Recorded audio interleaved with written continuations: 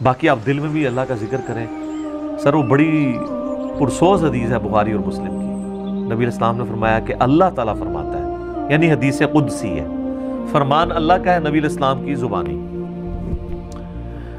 کہ اللہ تعالیٰ فرماتا ہے کہ میں اپنے بندے کے گمان کے قریب ہوں جیسا وہ میرے بارے میں گمان کرے. یعنی اگر وہ میرے بارے میں اچھا گمان رکھتا ہے نا تو میں اس کے ساتھ اچھائی کے ساتھ پیش آؤں گا، اور اگر میرے بارے میں برا گمان رکھتا ہے تو میں پھر اس کے ساتھ اسی اعتبار سے پیش آؤں گا. اس کا یہ مطلب نہیں کہ آپ اللہ سے بغاوت کریں، مرضی اپنی کی زندگی گزاریں کہ جی میرا گمان بڑا اچھا ہے. آپ کا کوئی اچھا گمان نہیں ہے. آپ اگر اللہ کے جاننے والے ہو نا تو جناب اللہ بڑا ڈاڈا ہے. مرنے سے پہلے ہے مسلمان کر لے اس پہ غور. قرآن کا خدا اور ہے اور بابوں کا خدا اور. قرآن کا جہاں اور ہے، بابوں کا جہاں اور. منحوس آدمی ہو ٹھیک، وہ یہ جہاں ہی ہو رہا ہے بھائی. اچھا، تو بخاری مسلم کے الفاظ ہیں کہ میں بندے کے گمان کے قریب ہوں جیسا مجھ سے گمان کرے. اسی تو میں اکثر آپ لوگوں کو کہتا ہوں نا کہ آپ اللہ سے دعا کریں اللہ ہمیں بغیر حساب و کتاب کی جنت میں داخل فرما. آمین ثم آمین. بس یہ گمان رکھیں اے اللہ میں اس قابل نہیں ہوں. کوشش رکھیں گمان اچھا رکھیں.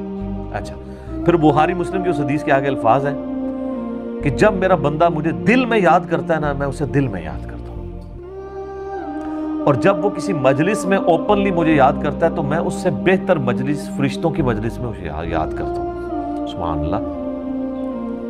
پھر آگے الفاظ ہیں جب میرا بندہ میری طرف ایک بالشت بڑھتا ہے میں اس کی طرف ایک ہاتھ بڑھتا ہوں، اور جو میری طرف ایک ہاتھ بڑھتا ہے میں اس کی طرف دو ہاتھ بڑھتا ہوں. اگر وہ میری طرف چل کے آتا ہے میں اس کی طرف دوڑ کے آتا ہوں.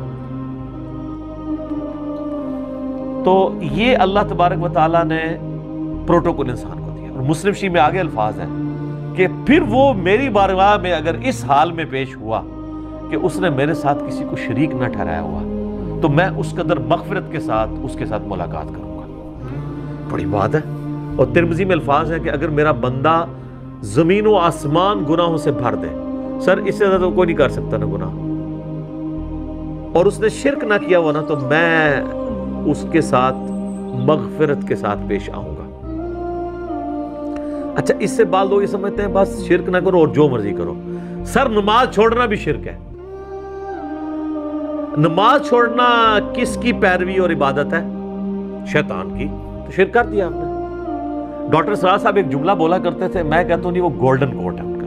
وہ کہتے تھے دنیا کا ہر خیر توحید کے شجر مبارکہ کی شاخ ہے، اور دنیا کا ہر گناہ شرک کے شجر خبیثہ کی شاخ ہے. یہ کیوں آیا قرآن میں؟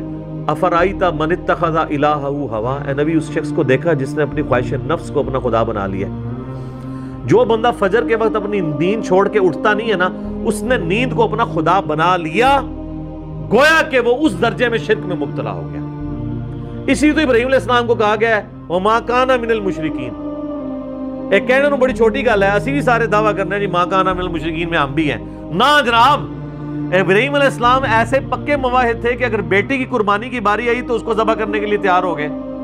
بیوی بچے کو بیابان میں چھوڑنے کی باری آئی ادھر تیار ہو گئے. یعنی انہوں نے کہیں پہ اپنی مرضی رکھی نہیں ہے.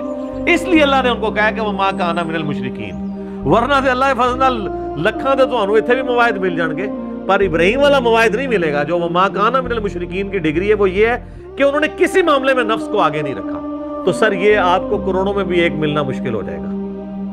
تو اس بندے کے لیے تو واقعی پھر کیا ہی بات ہے اس کی جو اس لیول کا مواحد ہو جائے. وَمَا كَانَ مِنَ الْمُشْرِكِينَ. وہ تو جناب مسند احمد میں حدیث ہے، مشکات میں بھی آئی ہے، جس نے دکھلاوے کے لیے نماز پڑھی اس نے شرک کیا، جس نے دکھلاوے کے لیے روزہ رکھا اس نے شرک کیا، جس نے دکھلاوے کے لیے صدقہ کیا اس نے بھی شرک کیا. حالانکہ جو نماز پڑھ رہا ہوتا ہے وہ اس بندے کی عبادت نہیں کر رہا ہوتا جس کو وہ دکھانا چاہ رہا ہوتا ہے. ابن ماجہ میں تو یہاں تک حدیث ہے کہ اگر کسی نے اپنا سجدہ یا نماز لمبی کر دی نا اس خیال سے کہ اسے کوئی دیکھ رہا ہے تو وہ بھی شرک میں چلی جائے گی. اور اللہ کہے گا یہ اسی کے لیے پڑھی ہے. اچھا، اللہ کتنا ڈاڈا ہے. حالانکہ اللہ سے آپ ڈیبیٹ تو کر سکتے ہیں کہ اللہ اس کے لیے کیسے پڑھی ہے. سجدہ تجھے کیا، اسے تو میں اپنی طرح کا انسان مانتا ہوں، معبود تجھے مانتا ہوں، مجھے کدھر اس کے کھاتے میں ڈال دیا ہے.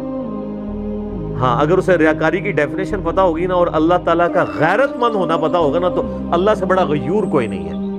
اللہ کہتا ہے جس نے ذرا سا کسی اور کی رضا شامل کی فارغ۔ اسی لیے ریاکاری کو کہا گیا ہے شرک اصغر، چھوٹا شرک۔ یہ بڑا کریٹیکل معاملہ ہے۔